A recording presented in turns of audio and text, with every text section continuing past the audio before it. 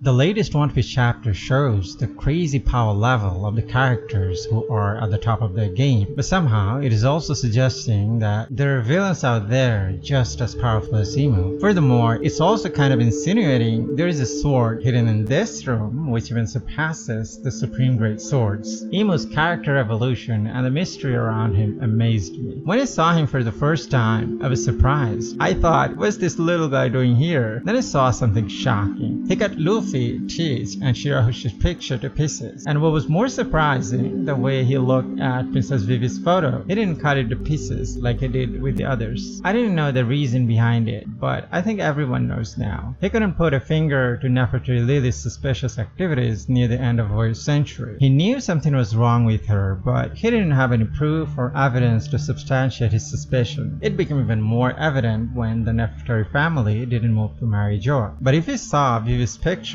after chapter 1085, he would have cut it to pieces as well. Now during Reverie arc, everyone was thinking Princess Vivi has the same appearance as the Queen of Arabasta during the Voyage Century, and the recent chapters supports this idea even more. Some people are really funny. They were saying Imu took a liking to Princess Vivi. He wants to marry her. I was like, what? No, she belongs to Luffy. She's Luffy's partner. Anyways, then the thing became even more confusing. We saw him going inside a cryogenic room, and in one of the altars we saw a straw hat. For me, that was one of the most shocking things in the series. I was thinking, does he have Joy Boy's body as well? That would be crazy. If he uses Moriya's ability, it would become even crazier. But I knew that's not gonna happen because Eiichiro Oda said he hates bringing dead characters back. So we're not gonna see Zombie Ace, Roger, or any of the important characters. There's another thing that caught my attention. Imu has 4 fingers. The symbol of Tenryubito, which is the hoof of a dragon, also has 4 talons. What was more shocking, the silhouette of Imu we saw in chapter 1085 also has 4 talons. Previously I thought if Imu has any connection to the symbol of Tenryubito, but now I'm even more confident. In the past, when I saw Imu playing with butterflies, I was wondering if Imu was a female. Actually, it made total sense then. I mean, look at her size and the way she plays with the butterflies. Furthermore, she spends most of her time in the flower room. And don't forget her walking posture. She walked to the empty throne one step at a time. She didn't use any instantaneous movement. Normally, the males who are overwhelmingly powerful wouldn't walk step by step to reach a long distance. They would use movement techniques. Imu's every move was measured. She was calm and collected. It was only when she heard Nefertiti Lily's full name she was enraged. And she was fuming when she saw Sabo had seen everything they did. Sabo wanted to take out the Gorosei in a single attack, so he used Fire Fist in the throne room. And because of fire, we saw contour of Imu's face. It was smooth and round. Furthermore, usually we see almond-shaped eyes in female characters. For example, Charlotte Amanda. Now, does it matter if Imu is a female? Well, of course it does. One Piece is a shonen manga. It's for the boys. So the final villain should also be a male. So if Imu is a female, she's not a final villain. But here's another thing. When Imu was talking to Cobra and talking about Sabo, we didn't see any indication that they were surprised to find out Imu is a female. But then again, Nefertiti Lily was also a female monarch, so they shouldn't be surprised to find another female monarch. Anyways, let's move to something more important. Nefertiti Cobra addressed a very interesting point. He read Imu's name in Lily's letter. It mentioned the names of all 20 kings during the Voyage Century. Imu introduced her as Mu. From the manner of her tone, we can see she's incredibly arrogant. Well, she has been ruling the world for 800 years, so it's kind of normal to see that level of arrogance from her. I think Nefertiti Lily's letter supports Doflamingo's claim. When Doflamingo went to marry Joa to reinstate her status as a Tenryubito, he came across the biggest secret of marry Joa. In his word, the world will turn upside down once people find out about the national treasure of marry Joa. Well, according to Whitebeard, One Piece will also turn the world upside down. So will the world go upside down twice? I don't know. Then we'll be back to square one once again, right?